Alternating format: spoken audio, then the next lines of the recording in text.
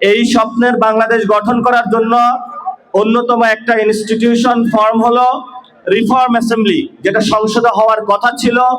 আপনারা সবাই গিয়ে ভোট দিয়েছেন, কিন্তু সরকার গণভোটে আমরা যে হায়ের পক্ষে রায় দিয়েছিলাম সেটার পক্ষে দাঁড়াতে চাচ্ছে। তো এটা হলো একটা রোগের সিনড্রোম। কিন্তু মূল যে জায়গাটা সমস্যা সেটা হলো আমরা ভারতীয় আধিপত্যবাদের বিরুদ্ধে দাঁড়িয়েছিলাম। আমরা বাংলাদেশের সার্বভৌমত্বের জন্য লড়াই করেছিলাম।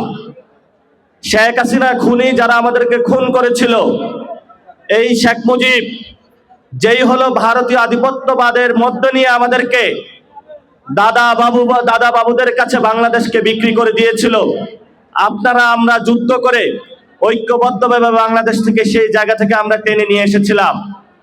কিন্তু দুঃখের বিষয় হলো নামে ন্যাশনালিস্ট মানে জাতীয়তাবাদী এই দলটি বাংলাদেশকে আবার ভারতীয় আধিপত্যবাদের মধ্য দিয়ে নিয়ে যাচ্ছে বাংলাদেশকে। আমরা তাদের উদ্দেশ্য বলতে চাই, আপনারা যত চেষ্টা করুন নাই কেন, বাংলাদেশের মানুষ ভারতীয় দাস হিসাবে জীবন যাপন করতে রাজি নয়।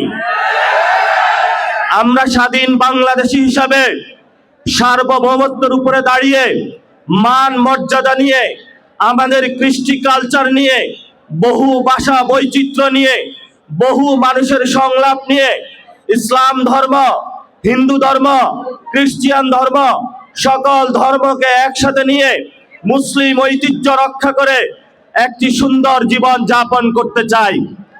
এই জীবন যাপনের বিরুদ্ধে যদি আপনারা জিয়াউর রহমান খালেদা জিয়ার পদ থেকে সরে গিয়ে দাঁড়াতে চান, তাহলে আপনাদেরকে বাংলাদেশের মানুষ আস্থা করে নিক্ষেপ করবে, যেভাবে শেখ হাসিনাকে নিক্ষেপ করেছিল। এজন্য তারেক রহমানকে আমরা অনুরোধ করব, আপনি যেভাবেই ক্ষমতায় আসুন না কেন, ভারতের সাথে হয়তো চুক্তি করে এসেছেন, এখন তো ক্ষমতায় অধিষ্ঠিত হয়েছেন, এখন একটু চুক্তিটা ভঙ্গ করে দেন। যদি আপনাকে ক্ষমতায় থাকতে হয় ভারতের সাথে নয়, বাংলাদেশের মানুষের সাথেই থাকতে হবে ইনশাআল্লাহ। আপনাকে রিফর্ম অ্যাসেম্বলি গঠন করতে হবে। 12 তারিখে সংসদ অধিবেশন বসতেছে। আমরা সরকারকে অনুরোধ জানাবো, দ্রুত গতিতে বাংলাদেশের মানুষ যে জনরায় দিয়েছে সে অনুযায়ী রিফর্ম অ্যাসেম্বলি করুন, এবং আমাদেরকে যারা খুন করেছিল, শেখ হাসিনাকে ভারত থেকে নিয়ে এসেছে বাংলাদেশে ফাঁসির কাস্টে ঝুলান। তাহলে আমরা বুঝতে পারবো আপনি শহীদ জিয়াউর রহমানের ছেলে, না হলে আপনার সেই জায়গাটা ভরসা পাবো না। শহীদ জিয়াউর রহমানের যদি ছেলে হয়ে থাকেন, আপনার বাপকে যারা হত্যা করেছিল, খালেদা জিয়াকে হত্যা করেছিল যারা, আপনার মেরুদণ্ড যারা ভেঙেছিল, তাদের সাথে আপনি আতাত করবেন না।